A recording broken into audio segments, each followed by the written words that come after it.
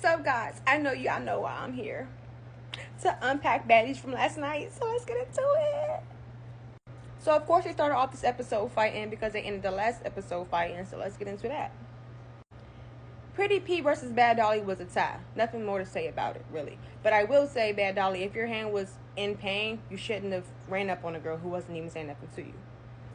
Now for the next 2 rounds of Summer and Pretty P fighting, I'ma just say I think it was a tie again. Why? Because I feel like nobody fell on the floor. Nobody was really getting the best of nobody. It was a tie for every round that came after that first round. Now, I've been keeping up with every episode, but I don't understand the problem with Jasmine, Renee, and Summer. I know they fought in a previous episode, but I thought that it was squashed. Apparently not. I was wrong, and these bitches got in the field together. Now, the fight between them two as well, Summer and Jasmine Renee, I feel like it was a tie. I mean, Summer was getting slung around a little bit, but then again, Jasmine Renee still wasn't winning that either, so.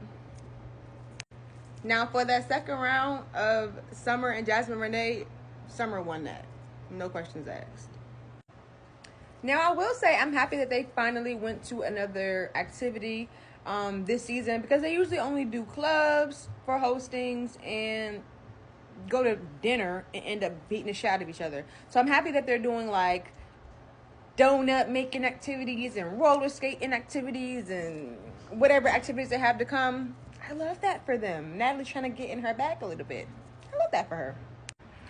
Now, hopefully, it's not another WWE SmackDown because Natalie just let some of the girls know on the bus that somebody's going the fuck home. And I know how y'all bitches get when it's time to go home. They start knocking each other's heads off.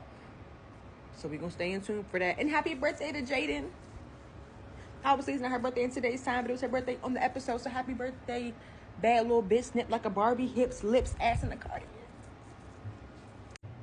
Now, I know Miss Never Defend Herself, never defend her friend, never speak up for shit ass Biggie did not just try to hit Akbar with a purse.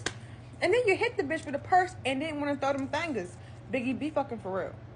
And like Anna said in the confessionals, Akbar, you like that supposedly. So why you ain't snatched the shit out of Biggie's ass for hitting you with that fucking purse? Yeah, I know you trying to little girl her. But that little girl shit would have went out the window when she tried to hit with that motherfucking purse. Like, it's a no for me. Like Anna said, that shit was weird. But Biggie, please stand up for yourself all the time or never. Like, why do you have so much smoke with Akbar, but you ain't want to fight the girl who called you out on the first night, like Akbar said? Like, I want to know what's the smoke between Biggie and Akbar, because Biggie don't give a fuck about nothing else any other time, but all of a sudden she want all this static. Like, make it make sense, Biggie. Y'all know I love Biggie, but sometimes she pisses me the fuck off. Like right now, she's been giving like hater energy like all season, and it's starting to piss me off a little bit. You picked a fight with Akbar. You don't want to fight her. Okay, cool. Jaden, I like you, boo, but you didn't have to jump in that. Like, everyone had their little opinion, but nobody felt the need to say something to Biggie except for Natalie. Why did you jump in on your little birthday? I don't understand. Then you threw your flowers at her. I thought when you threw your flowers at Biggie, if she ran up on you, you would do her in. You got knocked down to the ground the second her first punch connected. Like, Jaden, make it make sense. I can never respect a girl who runs up and gets done up. Make it make sense. Now, Diamond, you know I'm going to clock your teeth because you be pissing me off. I like you, but you be pissing me off. I'll never forget in your confessional how you said it took you a long time for you to get a Baddies chain. So whoever Natalie gives the Baddies chain to, you going to snatch their ass up. She gave the shit to Ivory. You start clapping. You put it on for the bitch. I thought you were supposed to be fucking this bitch up for getting that chain. Like, Diamond know who the fuck she playing with. And she know Ivory ain't one of them. Okay? Clock it. Maybe I'm just a good guesser, but I had a feeling Natalie was going to send Yoshi home. Because like I said in my last video, like, what are you there for, babe? You don't say nothing. You don't do nothing. I don't expect everybody to fight. But you don't say nothing either. Like, do you want to get to know the girls? Do you want to be on the show? Like, someone else can have your spot and really flourish.